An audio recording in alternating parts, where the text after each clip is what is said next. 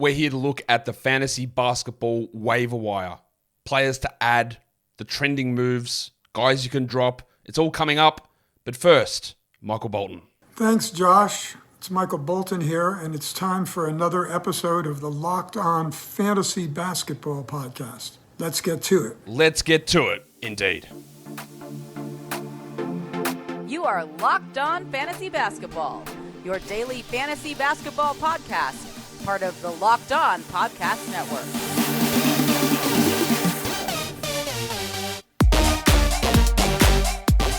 Hello and welcome to the Locked On Fantasy Basketball Podcast, brought to you by Basketball Monster. My name is Josh Lloyd, and I am selling this podcast to the Adelson family.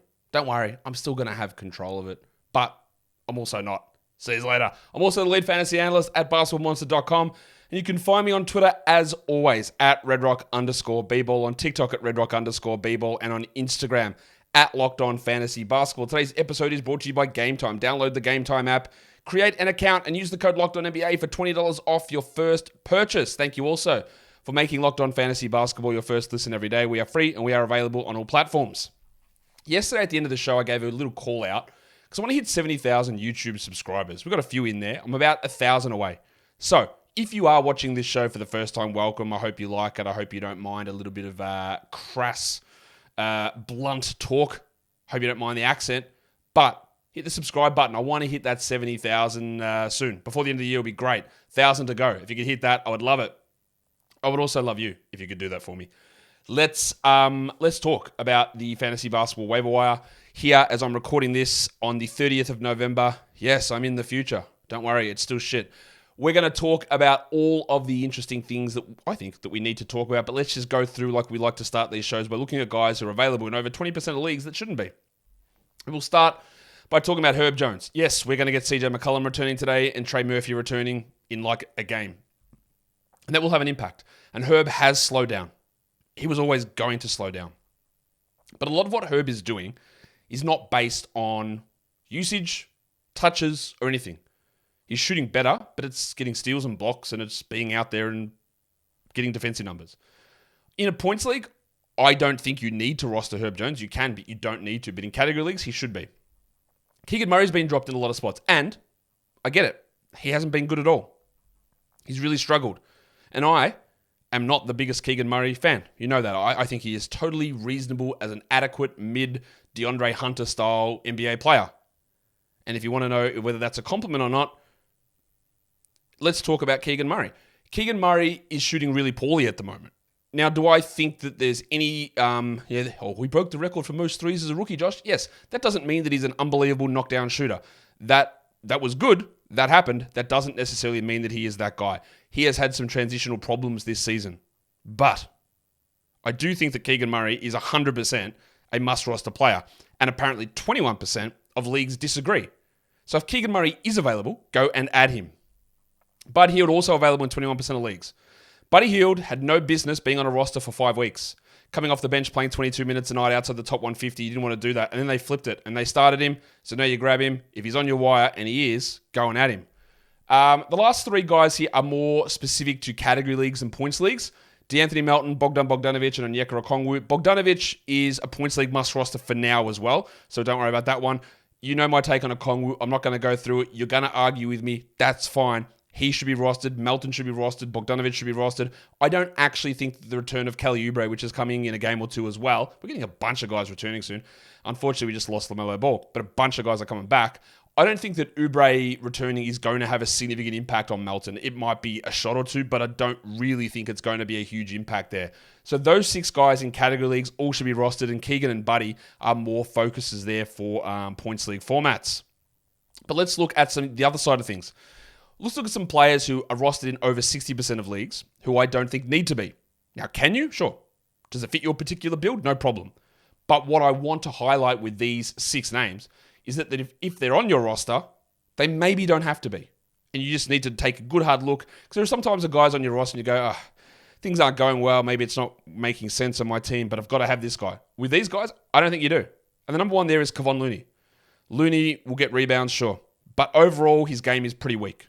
And when your best category or second best category is turnovers, well, I can get actually a better input by not playing anyone in that position and get 0 turnovers. Not saying that's a viable strategy, of course, but Looney's a one-hit wonder who still doesn't do enough or play enough minutes with enough upside for me to... You can absolutely roster Kevon Looney. No problem. Do what you want. I'm not going to interfere in your personal business. It's your business, however you want to run it. But what I'm saying is that if you've got Kevon Looney, please don't think that you have to. You can move on. Same with Bob Portis. It is appearing more and more that he's only going to have value if Giannis or Lopez sits. I thought it would improve his value with Jay Crowder out. Nah. The caveat I will throw out there is that Pat Connaughton is also now injured. So having no Crowder and no Connaughton means that backup forward position is a little bit limited. But what's Portis' actual upside? It's not super high unless one of the big two guys gets injured. I'm going to throw Rowan Barrett on this list. It seems egregious considering how well he started this season, but we have 5 years of Rowan Barrett value concerns in our heads versus 10 games of good play. And when the play reverts back and you start losing minutes because they've got a lot of good guards on the bench, it probably leans more towards 10-team leagues. And in points leagues, you hold Barrett. But in category leagues, I don't think that you need to absolutely anchor Barrett to your roster. He can score okay, but if he's not playing 35 minutes, that's not enough for me to care. He probably needs to score 20 a night for it to make a difference because the rebounds, assists, steals, blocks, threes are all below average, and then he's putrid on both percentages as a usual rule. Although, to be fair, his free throws have improved significantly and they haven't dropped off this season, so I will give him credit for that. But I don't think that Barrett needs to be rostered. Isaiah Stewart, sorry to you, this guy. Honestly, I don't know how to phrase this. Stewart seems like an okay bloke. Someone that I hated in the pre-draft process before he entered the draft, didn't like him as a player at all, hated the Pistons picking him, and then as a rookie, he played pretty well, better than I expected. I went, okay, interesting. And then since then, he's been one of the worst players to me to watch in the NBA. Some of it is his fault. He's lazy, he doesn't try. Mainly, it's Las Vegas resident Troy Weaver's fault for trying to make him into a position that he's not. This man is a backup center. That is all he is. There was some unbelievable clips circling on Twitter today about the Pistons defense, and it's so much of it is just Stewart. Some of it's Wiseman. We know that. Some of it's also Monty Williams. Maybe not a very good coach. I could talk about the Pistons forever. I said this about Williams and this coaching thing. I think I did in the offseason. That there's got to be some questions about Monty, considering Jay Crowder sat out a whole season because he was pissed with Monty, and DeAndre Ayton was pissed with Monty. Players coach who 2 players hate out of 15 guys, out of your top 6 players, not a great look. And secondly, when you have to beg a coach to come and coach your team by giving him the richest contract in history, maybe you're not going to get his full effort. Maybe he's not fully committed to the job. I don't know. There's a possibility of that. Anyway, back to Isaiah Stewart. This man should not be starting on an NBA team. He's not good enough to do it. And for fantasy, he's not up to it either, yet he's still rostered in 62% of leagues. This is a roundabout way of me shoehorning in that Isaiah Stewart is not an NBA starting caliber player, but he's also nowhere near a fantasy guy. And the last one is Kentavious Caldwell-Pope, which for points leagues, there's no rationale to roster him in 12-team leagues. Category leagues, it's very borderline to me. He does help in steals. Cool. He can get you some threes. Cool. He doesn't do anything else. He just does nothing else. Sometimes he'll have these big flash assist games out of nowhere. But overall, his production is such that when you have him on your roster, like is he your 12th best player? 13th? And that usually means that that player should be cuttable if the right opportunities arise. Today's episode is brought to you by GameTime. Tickets, events. Those two things, they go into your head and you go, oh, one of those should be positive, but the other is almost definitely always negative. That's the tickets. GameTime acts to rectify that. Don't waste your time with sites that have hidden costs, with difficulty in purchasing tickets, and without the great features that GameTime has. Zone deals, one of the best things on there. The all-in pricing, love that. The views from your seat. So you can click a seat and go, what is it going to look like when I sit here? Oh my God, this is a perfect seat, and the price is right there. They're not going to lie to me with all these other fees. They're not going to put the Troy Weaver tax on top of it, where you pay $64 million guaranteed for a backup where no one's bidding against you. That's not going to be included in the pricing on Game Time for the tickets. You'd hope not. It would be an expensive ticket. So many things that they have. Lowest price guarantee, the event cancellation protection, job loss protection as well. Take the guesswork out of buying tickets with Game Time. Download the Game Time app, create an account, and use the code LOCKEDONNBA for $20 off your first purchase. Terms apply. Again, create an account and redeem the code LOCKEDON NBA for $20 off. Download Game Time today. Last minute tickets, lowest price guaranteed. I don't want to talk about the Pistons again, but I am just for this purpose, right? I know, and as I was reading that ad out, it sounded to me in my head, and I was like, it feels like I'm kicking it a bunch of fans when they're down and their team is terrible. And for that, I apologize. Like, that's not what my intent is. When I have a crack at these players or coaches or organizations, usually more coaches than organizations, players can't help their limited skill sets, right? They can improve their effort. That's you, Isaiah Stewart, but they can't help some of the other stuff. When I'm going at these franchises, whether it is the Toronto Raptors, I'm actually not having a go at Raptors fans or Pistons fans or trying to kick you when you're down. I'm trying to bring this stuff with my moderate to small-sized audience into more of a perspective that pressure gets put on these franchises to do something better, like to improve. And maybe it is misguided in my sense, and it does feel like I'm kicking a fan base when they're down, and I do apologize for that because that's not my intent. It's to say I'm actually with you guys, but I've actually got a louder voice than some people. Not everyone, obviously, still very small, but I do have a louder voice, and if I can put any pressure through social media stuff or this sort of stuff on these franchises to do things that are better, I think that should be done. But I get that it would come off that I'm kicking your team and you love your team. I love my teams as well. You know, and when people in media come out and kick them, I do get defensive. I do get it. So maybe I need to just sort of be cautious about what I'm saying there. I'm not mean to kick you with you down. I'm actually trying to be on your side to kick the dickheads that are ruining your franchise right in the urethra. Anyway, let's look at the most added players over the last 48 hours. Number one is the pencil, Harrison Barnes. Barnesy, he's up 35%. He's been all right. But that is largely, I believe, because Keegan Murray is out. And Barnes, he's not rostered enough leagues for me to be on the droppable list. But he's the perfect player who would be on that list. Because he does okay. He's mid, he's bad, he's sometimes above mid. The worst shot blocking forward in NBA history is someone that is okay to have, but you don't have to. And he's been added, I'm guessing, because Keegan's out, but we don't need to worry about this. The second one we do. Jaden Ivey should be rostered. I have no idea what potentially overrated coach Monty Williams will do when Bojan Bogdanovic returns. But Ivey is playing well enough at the moment that I don't care. We grab Ivey, we roll with what's happening, and then we just adjust as things happen and as the Pistons make another incorrect move.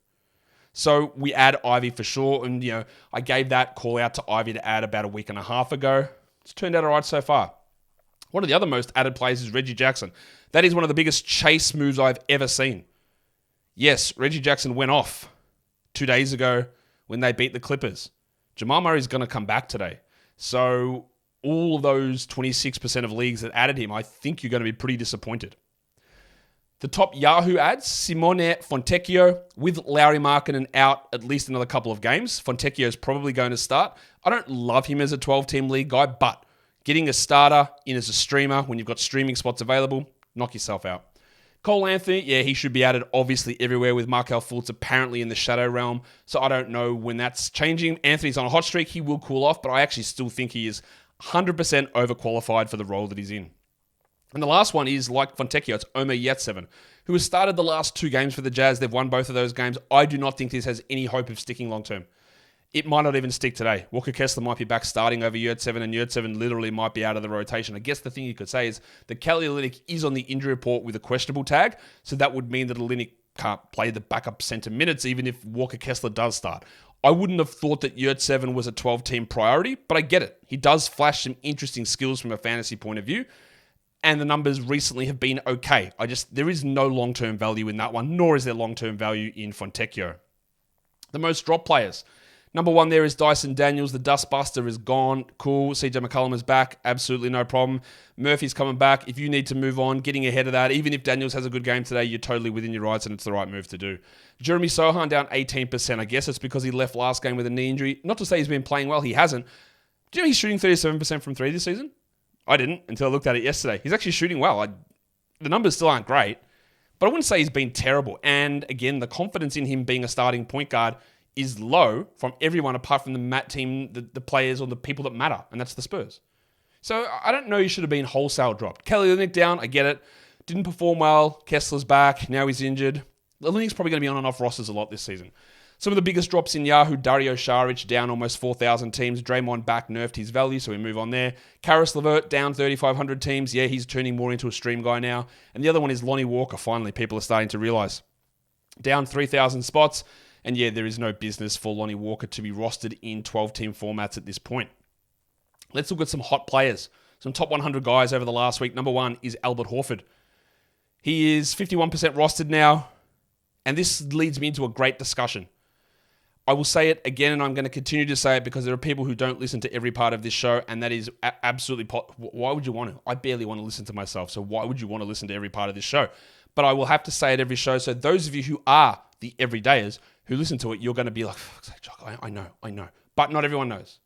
The in-season tournament finals are next week. Next week, week 7 in the NBA. Every single 30 NBA teams play 2 games. I don't care what your schedule says in front of you. I don't care. Take this as 100% gospel. Tattoo it onto your glands. It is 100% guaranteed every single team plays 2 games. The schedule will show there are 8 teams that only have 1 game next week.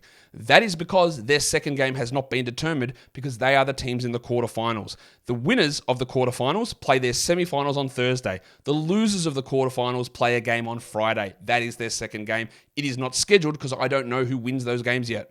Well, not me. The schedule makers don't know. Or maybe they do. It's rigged. WWE. So that is what happens. Every single team has 2 games for fantasy next week.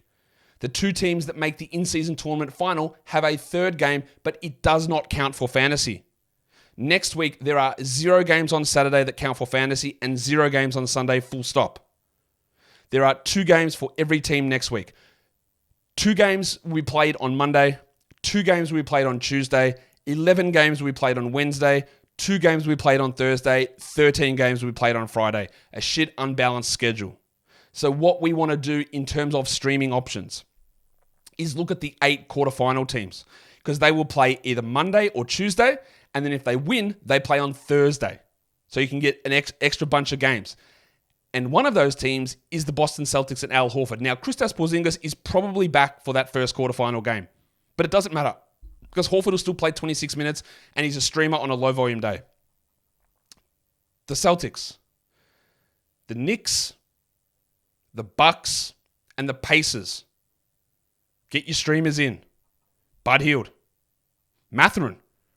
TJ McConnell, maybe. But Obi Toppin, Aaron Nesmith. Slam and Sammy Hauser, Al Horford. Hart, Quickly. Hartenstein. Barrett, even. What is it? Bucks. Leaky Beasley. Bobby Portis. So when I talk about dropping guys, these are long-term ideas. When we're talking streaming, this is what we've got to focus on for the coming week. Knicks, Bucks, Celtics, Pacers. In the West, Suns, Eric Gordon, Grayson Allen, Drew Eubanks. Lakers, Cam Reddish. Who else is there on that team? Christian Wood. Pelicans, Dyson Daniels.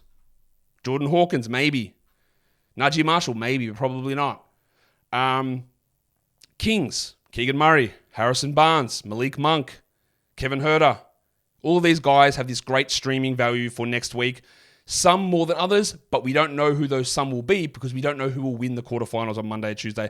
And I hope that is as comprehensive, and I'll do this in the Week 7 preview show on the weekend, but that is as comprehensive as I can give you right now to hopefully clear up any confusion around the in-season tournament. Al Horford's been hot. Porzingis has been out. He's been dominating. Add him. Drop him next week. We'll drop him after next week. Jaime Jaquez at 48% roster, really, really playing well. He's doing so well. There's so much about Jaquez where I look at it and I still don't believe it. This is a man for 4 years, shot 32% from 3 and comes to the NBA and shoots 42 or whatever it is, or 41. I mean, sure, like, really? Probably not, but maybe. I doubt it. I really have doubts about it. But he's rolling at the moment, so you keep rolling with him. Nico Batum. Kelly Oubre coming back will impact him, But I'm not convinced that Oubre starts over Batum. Not to say that Oubre won't play 30 minutes, but I don't know that he starts. Batum has at least 14 team value, maybe 12. Leaky Beasley, good value for him next week as well. He's shooting unbelievably. 47% from 3, I think, and almost 60% from 2. This man shot under 40% from the field for 2 consecutive years. There's a lot of this shit that has no chance of holding. But for Leaky at the moment, he's rolling and you roll with him. Kyle Lowry, same as Huckers, with Hero out and with Butler out, Lowry's worth a go, and then we drop him later on. And then Royce O'Neal, the last couple of games from Royce have been unbelievable. I don't buy it for a single second. You can stream him if you want, but that's really as far as I want to go with that with Royce O'Neal. Today's episode is also brought to you by FanDuel Sportsbook. As the weather gets windier or colder, the offers on FanDuel keep you hot and toasty. Right now, new customers get $150 in bonus bets with any winning $5 moneyline bet. That's $150 if your team wins. Maybe they could offer $150 in bonus bets if you guess which team that I'm going to say you should bet against. Just bet against the bad ones. And then you'll get your $150 in bonus bets. And then with those bonus bets, you can do so many different things. The app on FanDuel is super easy to use. You can look at all the different bet types. It's parlays, it's totals, it's money lines, it's sides, it's player props, futures as well, NBA champions, in-season tournament champions, in-season tournament MVP. What do you reckon, LeBron? He had a chance? Halliburton? Man, how good would it be a Pacers-Pelicans in-season tournament final? Nobody would watch it. Don't care. I would. Anyway, visit FanDuel.com/lockedon and tip off or finish off the NBA's in-season tournament. FanDuel is an official partner of the NFL, and don't forget to gamble responsibly. All right, let us roll through the rest of this waiver wire show now. I just had one of the weirdest, and I told you yesterday that my show had this massive issue at home with my thick metal fence falling off my balcony onto my car and smashing it, and me having to stand out there in the rain for 2 hours holding my fence up so it didn't fly down the road and break every car on the street. Right, so that happened, and obviously stressful occasion. And then in the middle of that ad read, I had a sneezing fit, so I had to pause the show and sneeze. And as you sneeze, your whole body gets into it. And that sneezing motion put this shooting pain all down my arms because I didn't realize how sore my forearms are from holding a fence against gale force winds yesterday. So my arms are burning just from a sneeze. Am I washed? Am I on washed watch? I mean, I am. I'm very obviously washed if holding a fence for 2 hours caused me bodily pain. But that's where we're at. Speaking of injuries, let's look at some injury replacement options at the moment. Al Horford is on that list. While Porzingis is out, he's rolling, plus tournament. Joshie Richardson's playing really well, played really well last game. I did one of those things that I hate when sports commentators and announcers do, and they say, yeah, mate, the team, they're in really good form. This guy's playing really well. And it's been one game. To me, form, it happens in AFL all the time, watching the commentators, and the team's lost 5 in a row, and they come out and win the game before by 20 points. They go, yeah, mate, Dogs, it's going to be tough to beat. They're in good form. Mate, we're 1-6. We're in good form because you won one game. You might want to string together more than one good performance. Anyway, speaking of Josh Richardson, I'm fired up this morning. Josh Richardson's last game was really good. His other ones, been all right. But for now, with players out, we can go with it. I snuck Pat Williams in here on the injury replacement board. I could have put him on the next one, but let's just do it here. Zach LaVine has a foot injury. I think he heard it when he I don't even know what I was going to say. I was going to say something that implied that he was pissing and moaning like a piss-soaked baby, because he has been. But apparently he's got a foot injury. And now DeMar DeRozan has a foot injury. And what's going to happen next? Vooch is going to have a foot injury. And Drummond's going to have a free throw injury. And Billy Donovan's going to have a hairline injury. I can't talk. But what are we going to do here? This whole team is disgusting. The disgusting brothers. But yeah, Pat Williams' last 2 games have been good. Get ahead of the trend. If you need to drop him later on, no one cares. I don't know how long LaVine is going to be injured for. I don't know how long LaVine is going to be on this team. What I do know is that Alex Caruso's body can't hold up. And Billy Donovan acknowledged that yesterday. He was like, yeah, I don't think I can start him because I can't play him these long stretches in a row. It doesn't work. Okay, fine. So we go back to Williams. Now, he could go out and have 4 points on 2 shots next game. And that's all he does for the entire game. But DeRozan injury, LaVine injury, LaVine trade, DeRozan trade, Vucevic trade, shit team all round. Williams playing better. Get ahead of the curve. You and 69% of other leagues, Giggity, can get ahead of this. And if it doesn't work out, you can number one, come back and comment on every single one of my videos that I told you to pick up Pat Williams and he sucks. Please do it. Doesn't help anything at all. Please do that. But also you don't lose anything. So just add him. Just add him, yeah? In fact, I think I might put Pat Williams as the bloody thumbnail in this video. I haven't decided yet. It's either him or Isaiah Stewart. Which one should I talk about more? Anyway, Trey Jones. He's 53% rostered. If Sohan does miss, Jones will be the guy. I don't look at Trey. People will talk about on-off numbers, and that is all important. Trey Jones' shooting numbers are absolutely putrid. They're disgusting. He's seen like 24% from 3 and like 40 from 2 or something. Maybe I'm exaggerating that. They're terrible. He is a good passer, but he is not a starting caliber NBA point guard. But if Sohan is out, we can roll with him. The other one there is the depressed penis, Sadiq Bey. I still like Bey over Hunter from a fantasy perspective. You can roster both of them in 12-team leagues while Jalen Johnson is out, but my priority is still Bogdanovic, Bey, Hunter. And the last one is Brandon Miller. Now, I just want to throw this up there because, again, that's just to highlight the LaMelo Ball injury. You're not adding Ish Smith or Leaky Black. I just wanted to say Leaky Black or Bryce McGowan's or Teo Maladon. It is Brandon Miller, Gordon Hayward, Terry Rozier, PJ Washington, Miles Bridges. Those 5 guys pick up the LaMelo Ball slack. That is it. Nothing else. So Brandon Miller is going to be up and down. He has shot the ball decently well, but there's going to be ups and downs in his game, no question about it. But while LaMelo is out, he's a clear 12-team must-roster player. Go and add him. And if any of those other guys are available, go and add them also. Lastly, this will bring us into... Does it bring us into? No. Let me find out where I'm at. All right, now that's all I'm going to talk about for the main sections of the show. There's just a couple other guys I just do want to quickly mention here. Kobe White and DeAndre Hunter. Now, usually we're not talking about guys who are rostered in over 60% of leagues for the major part of this show, but both of those guys currently are. And the same, Josh Hart's the other one I want to talk about. Kobe White should be rostered in every league. With all of the stuff I just mentioned about Levine and the Bulls, White needs to be rostered. DeAndre Hunter, as I just talked about, got that value with Jalen Johnson out. And Josh Hart, I think you grab him for the reason of the in-season tournament. Like, Hart is too unpredictable with minutes and production and all that sort of stuff, and it's him and Barrett and Quickly and Grimes and all those guys and DiVincenzo who are back and forward. The exact problem we thought that would happen preseason has happened. But with that benefit of the in-season tournament, Josh Hart becomes someone that we take a look at and that we add. And I think that's going to do it for us today. It is. So, follow this podcast on Apple Podcasts, Google Podcasts, Spotify, and on the Odyssey app. On YouTube, thumb it up, and leave your comments down below. Guys, we are done here. Thank you so much for listening, everyone. See ya.